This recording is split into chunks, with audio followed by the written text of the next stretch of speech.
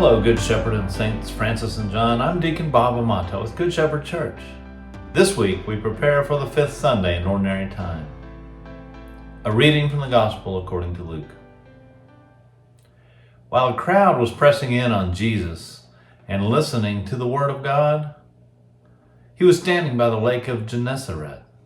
He saw two boats there along the lake. The fishermen had disembarked and were washing their nets.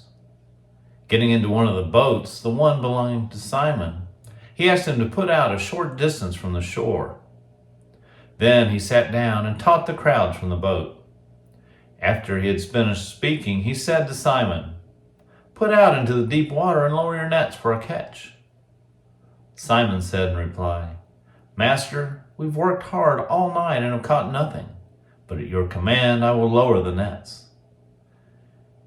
When they had done this, they caught a great number of fish, and their nets were tearing. They signaled to their partners in the other boat to come help them. They came and filled both boats so that the boats were in danger of sinking. When Simon Peter saw this, he fell at his knees of Jesus and said, "Depart from me, Lord, for I am a sinful man." For astonishment at the catch of fish they had made seized him and all those with him. And likewise James and John, the sons of Zebedee, who were partners of Simon. Jesus said to Simon, "Do not be afraid. From now on you will be catching men." When they brought their boats to the shore, they left everything and followed him. The Gospel of the Lord. This passage is a wonderful story of encounter with Jesus. In this passage, Simon Peter realizes the power of Jesus. He begins to get a sense of who Jesus is. He's different from other preachers or healers. This is the second time Peter's mentioned in Luke's Gospel. Previously, Peter had seen Jesus cast out a demon from a man in the Capernaum synagogue. Then he entered Peter's house and cured his mother-in-law.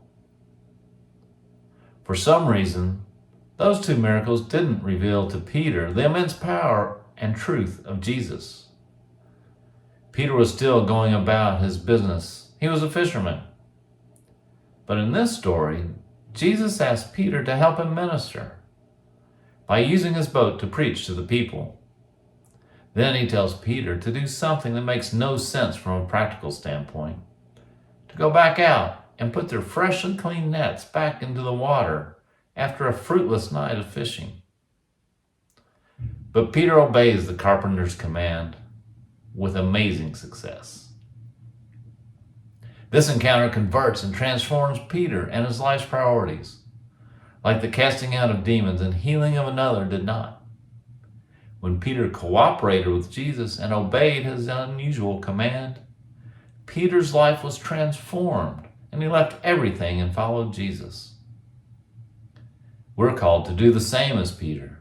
We're to spend time with Jesus in church, at Mass, and outside of church and prayer. We're called to listen to Jesus and obey his direction for our lives, whatever that may be. When we listen and obey, we will encounter Jesus and joyfully convert and leave our old life to follow him completely.